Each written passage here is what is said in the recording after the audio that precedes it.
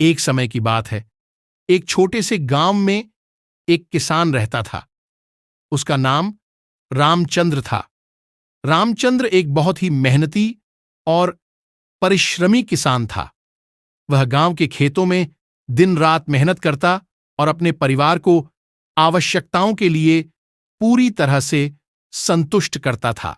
एक दिन गांव में अकाल पड़ गया। बारिश नहीं हो रही थी और जमीन सूख गई थी।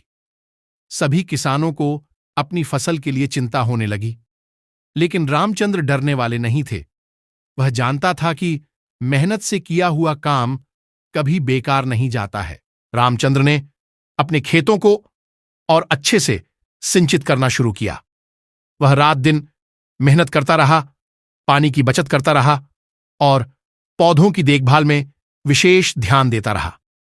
दूसरे किसान उसे हंसते और मजाक उड़ाते रहे, पर रामचंद्र अपने लक्ष्य के कुछ समय बाद बादल उमड़ आए और बारिश शुरू हो गई। रामचंद्र की खेती के पौधे जीवंत हो गए और उनकी फसल बढ़ने लगी। वह खुशी से झूम उठा, क्योंकि उसका मेहनत और धैर्य उसे उनके सपनों की प्राप्ति तक पहुंचा रहे थे।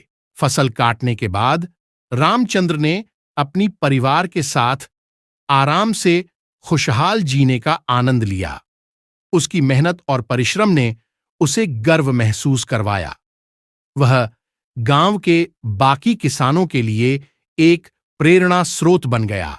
आखिरकार गांव की जनता ने उनकी मेहनत और समर्पण को मान्यता दी और उन्हें सम्मानित किया। रामचंद्र की कहानी और संघर्ष गांव के अन्य किसानों को भी प्रेरित करते रहे। इस कहानी से हमें यह सीख मिलती है कि मेहनत, परिश्रम और समर्पण किसानों के लिए अत्यंत महत्वपूर्ण है। यदि हम मेहनत करें और परिश्रम करें तो हम सफलता के मार्ग पर चलने में सफल हो सकते हैं, चाहे कितना भी कठिनाइयां आएं।